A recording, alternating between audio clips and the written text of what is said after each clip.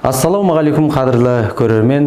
Нұра телеарнасында салиқалы сұхбат бағдарламасы, студия қонағы PhD докторы, белгілі тарихшы Рауан Байдалы.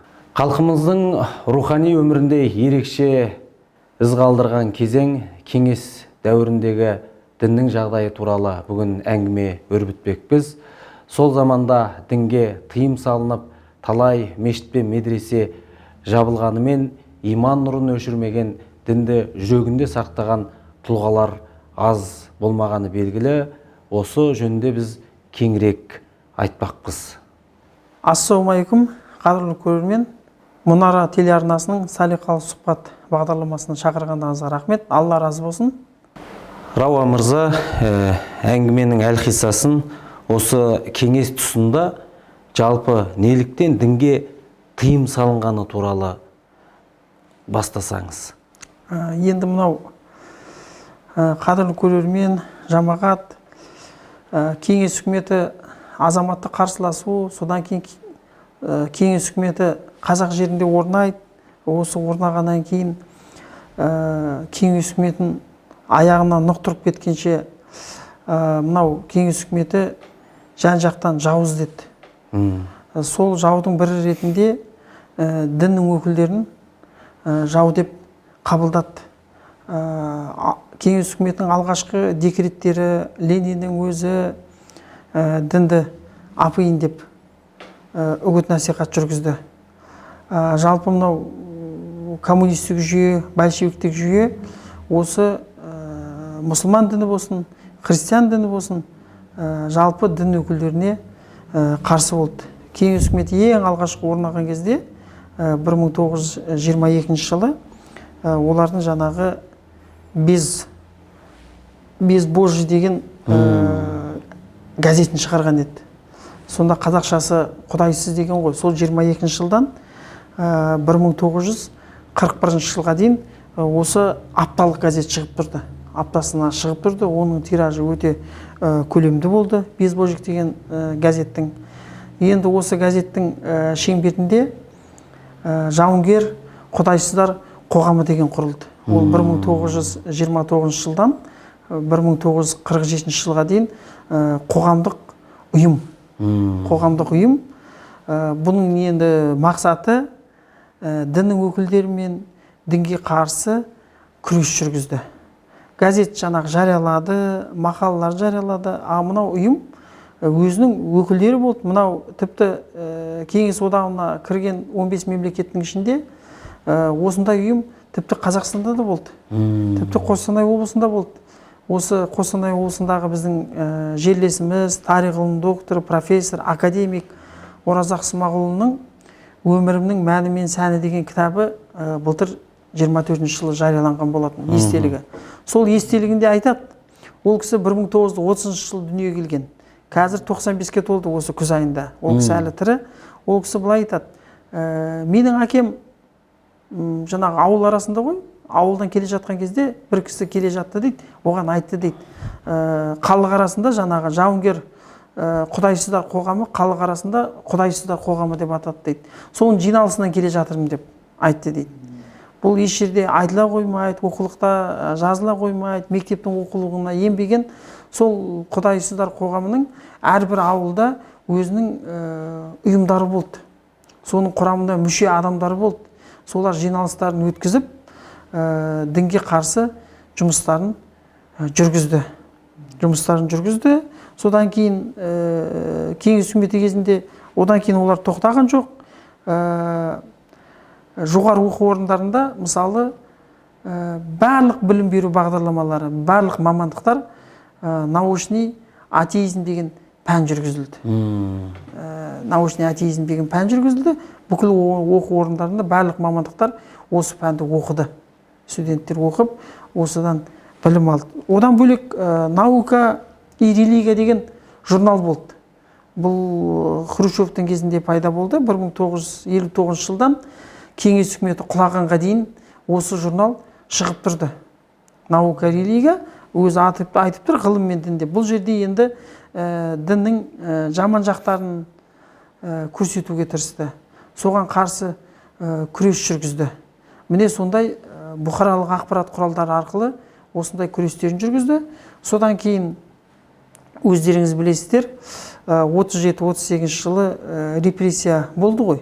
Сол репрессияда дін өкілдері де осы репрессияға ұшыраған болатын. Өте көп отдельный категория. Қазіргі таңда мынау саяси қуғын сүргіндерді ақтау деген комиссияның жұмысы жүріп жатыр.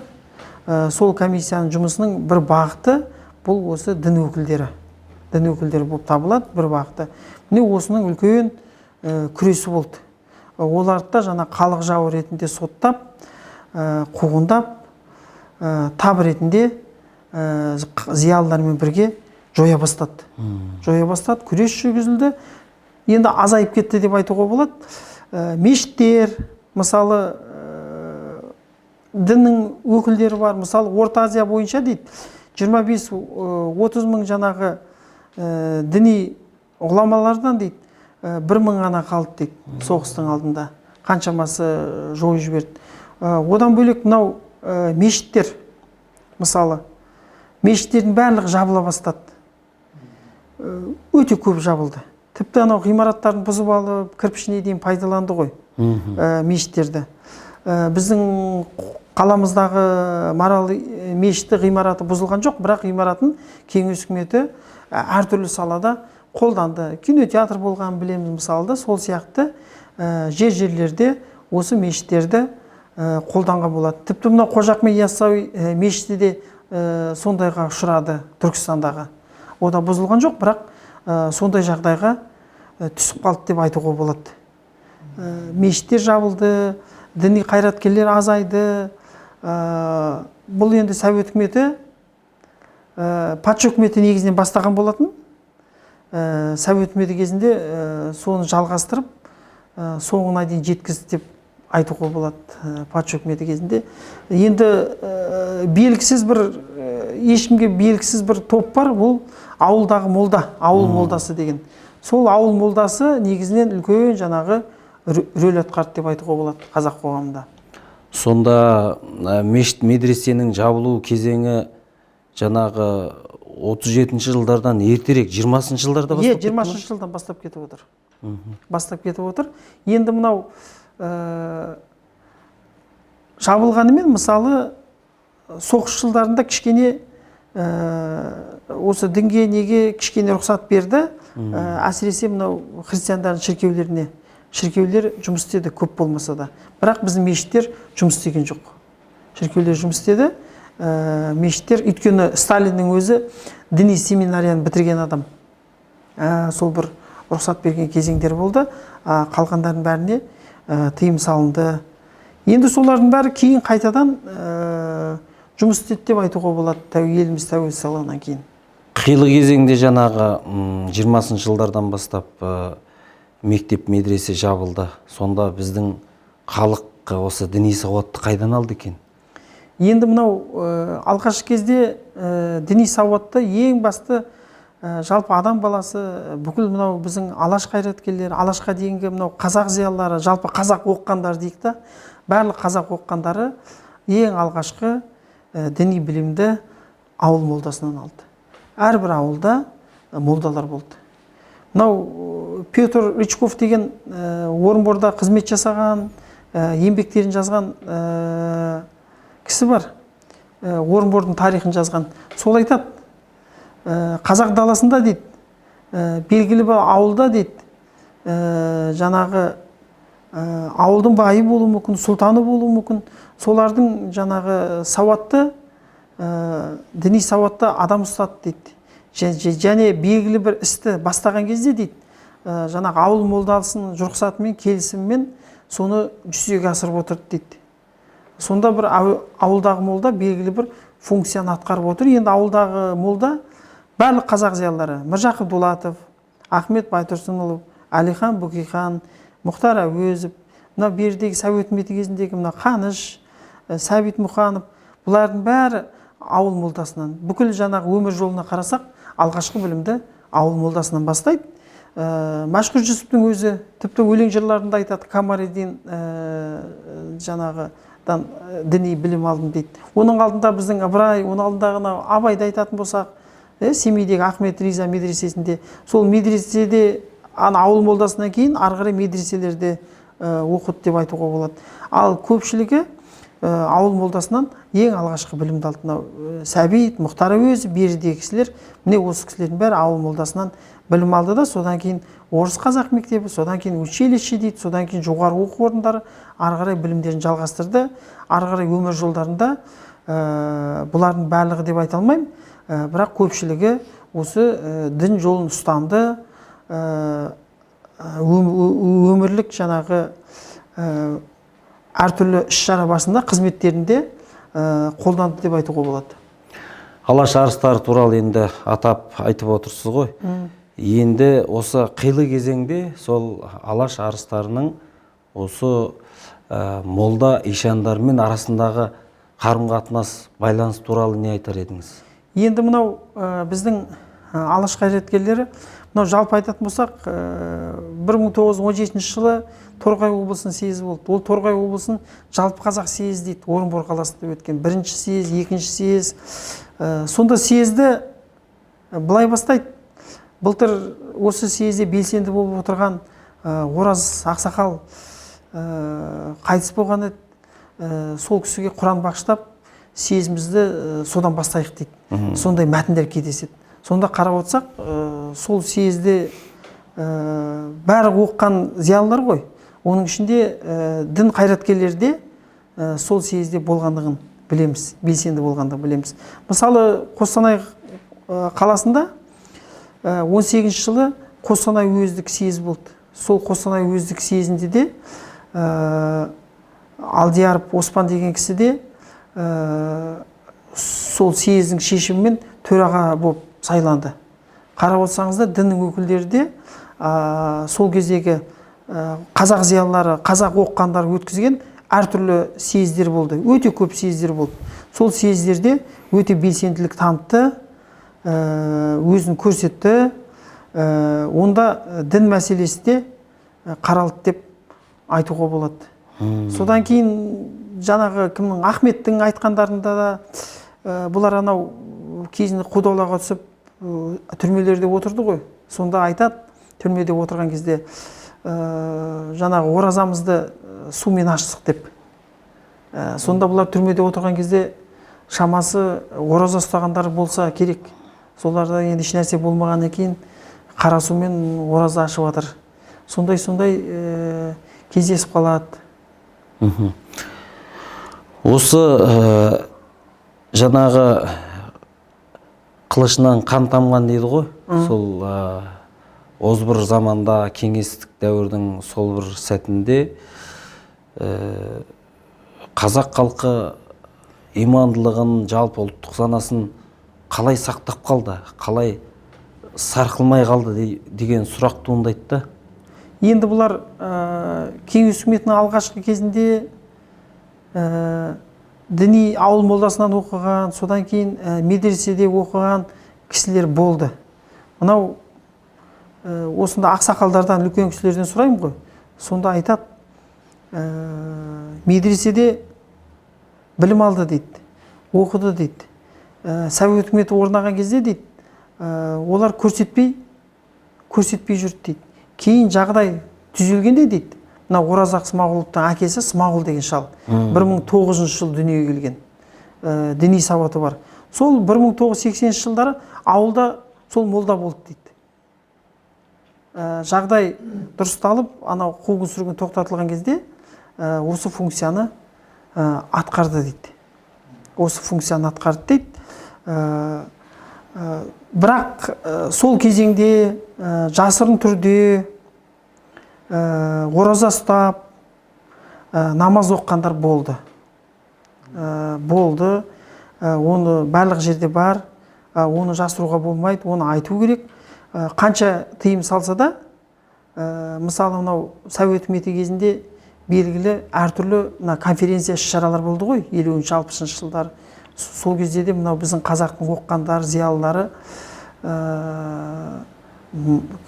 айтатын көрінеді, енді мұсылманша басына Құран оқиық деп, белгілі бір зират басына барған кезде. Олар ресми іс-шараларда айтыла қоймайды, мысалы ресми іс-шараларда айтыла болмайды, бірақ басына жаңағы Құран оқып, шариғат жолымен жаңағы мұсылманша осындай іс-шараларды біздің оқығандар атқарып отырды. Мынау оқыған қазақ зиялылары үйлерінде, көбінесе үйлерінде, кейбір Қазақстанның барлық өңірінде жаңағы күрес жүріп жатты ғой. Мысалы қабырға газеттеріне шығарып жатты, мынау ораза кезінде жарамазан айтатындарды, діни жол ұстанатындарды сол ауылға молдаларды алып кеп балаларды сүндеттей бастады. Өйткені сүндеттейтін адам да табылмай қалды, бірақ соны жасырын түрде халыққа айтпай осы сүндеттеуді өткізген болатын. Бұл жаңағы мысалы менің әкем 54 жылғы, сол менің әкем мысалы сол тың игеру кезінде түсіп қалды ғой. Сол кезде сол ауылдарға келіп, ауыл молдалары жаңағы балаларды сүндеттеген, Құран оқу, жаңағы мұсылманша жерлеу, міне осындай процестерді Совет үкіметі жаңағы кезінде де бұл процесс болып тұрған. Басына Құран оқу деген ол болып тұрған. Яғни жаңағы молдалардың арқасында салтымыз да, санамыз да, дініміз де сақталып қалды деп айтуға болады. Ақжан Әлмашани деген кісіні айтуға болады. Ақжан Әлмашани Қарағандыда сол кісінің атына мешіт берді. Атақты Машан бидің ұрпағы. Ілияс Есенберлин Қаһар деген романында айтылады оның атасы. Ғалым геолог Сәтбаевтың тоғысы інісі деуге болады. Сол Совет үкіметі кезінде де 5 уақыт намазын оқитын, аузынан жаңағы алласын тастамады. Оның соңында сол кезде КГБ дейді, соның қызметкерлері жүрсе де, ол Совет үкіметі кезінде өмір сүрді, негізгі көп бөлігін. Сол бас тартқан жоқ.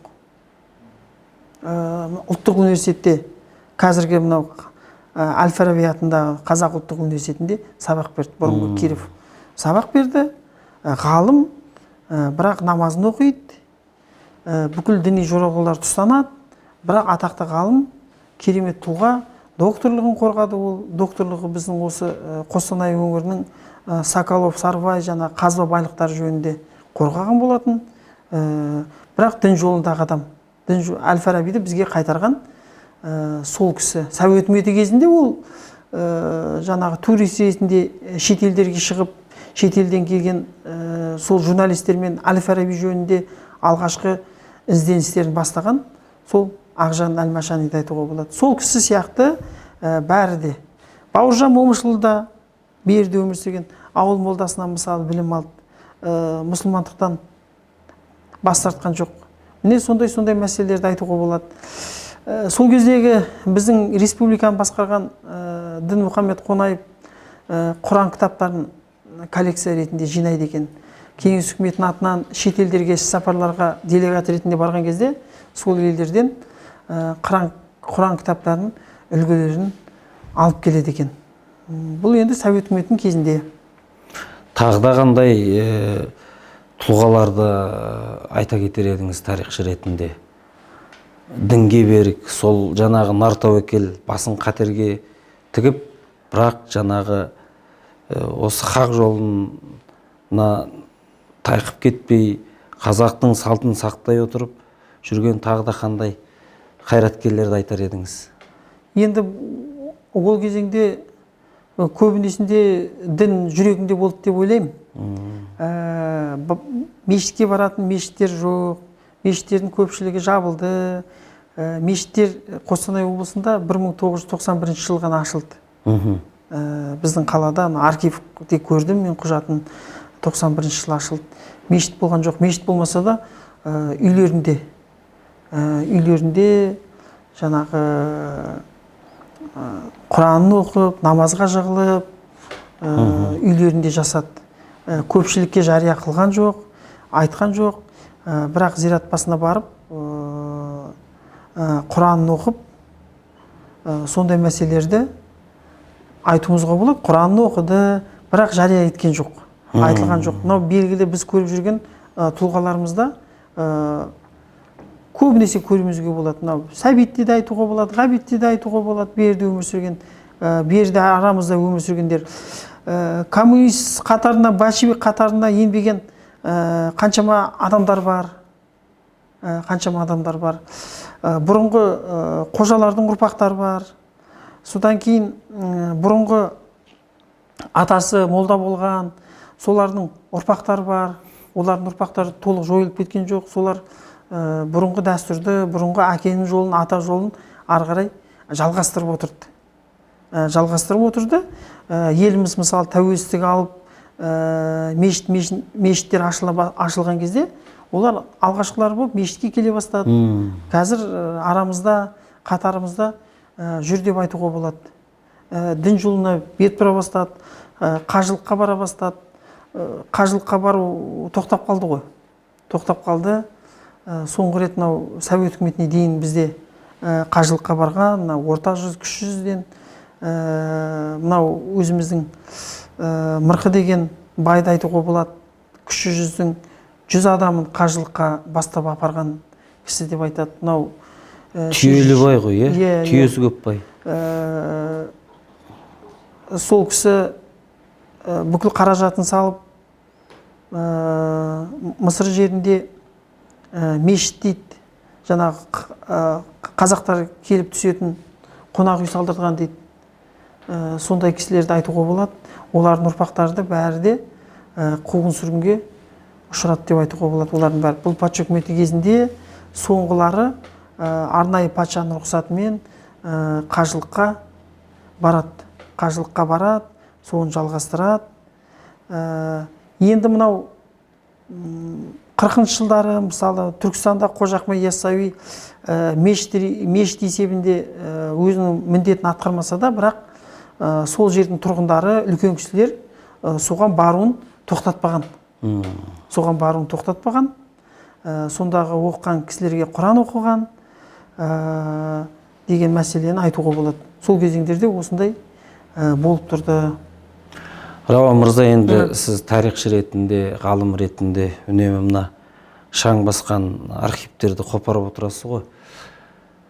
Мысалы, сол қилы заманда, сол кезеңде, мысалы, мешіттер жабылмай тұрып, мына тек Торғай өңірінде 50-ден астам мешіт болған екен. Мұны жаңағы Мұқтасив Оспанұлы Әлмағамбет атамыз басқарған екен сол кезеңде. Бір тарихи деректер кездестірген жоқсыз ба? Сол кезде жалпы мешіт медресе жабылмай тұрып, біздің Тобыл Торғай өлкесінде неше мешіт болды деген бір деректер кездескен жоқ па? Мен өз басым анау қанша мешіт болған кездескен жоқ. Арнайы мен мешіттердің санын іздеп айналысқан жоқпын. Бірақ мешіттер болған. Сол мешіттерде мысалы тіпті мынау қазіргі Түркістан облысы Бәйдібек ауданы Шаян деген аудан орталығы бар. Сонда Шаян медресесі бар.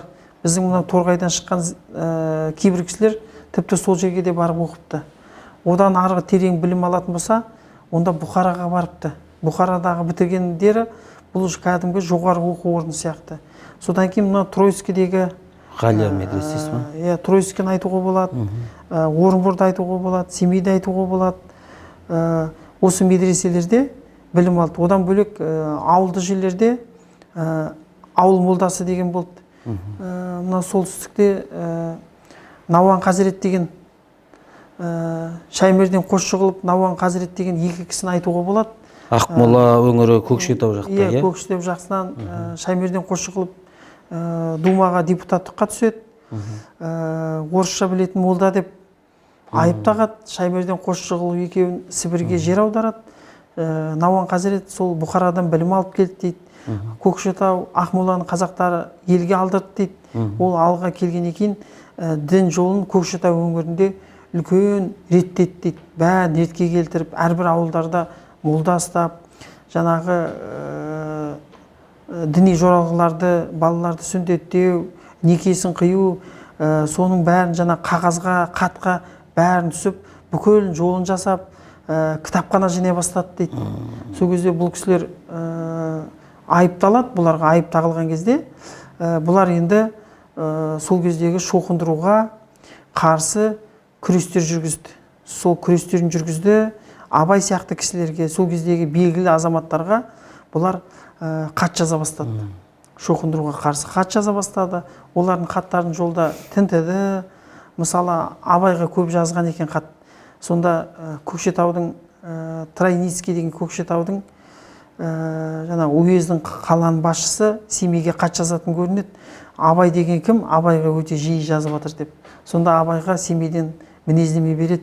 1903 жылғы мінездеме, 20 баласы бар. Барлық балалары білім алған. 3 жылдан болыс болды. Діни фанатизмнен аулақ. Абайға сүйенуге болады. 2000 жылқысы бар деп. 2000 жылқысы бар, бірақ Абайды бай деп есептемейді.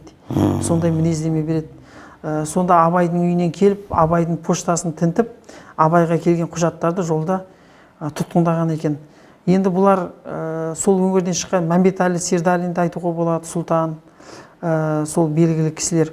Енді бұлардың бәрі, осы кісілердің бәрі шоқындыруға қарсы күрес жүргізді, аман сақтап қалу мақсатында. Сол жергілікті билікте бұны түсінген болу керек. Бұлар жаңағы өте жиылады, сол жиналысында осы мәселелерді көтеріледі деп айтылады. Солар айыптағады. Міне осы Науан Қазірет, Шаймерден Қосшығұлов сияқты Қазақстанның барлық өңірлерінде осындай діни тұлғалар болды. Қазақстанның барлық түкпірлерінде, тіпті бүкіл Орта Азияда барлық жерде, ауылдық жерде ауыл молдалар болды. Барлық жерде ауыл молдалар болды. Енді осыған байланысты біздің қазақ зиялылары да осы дін қайраткерлерімен бірлесіп шоқындыруға, қазақтың жаңағы жерінен айырылуына қарсы күрес жүргізді.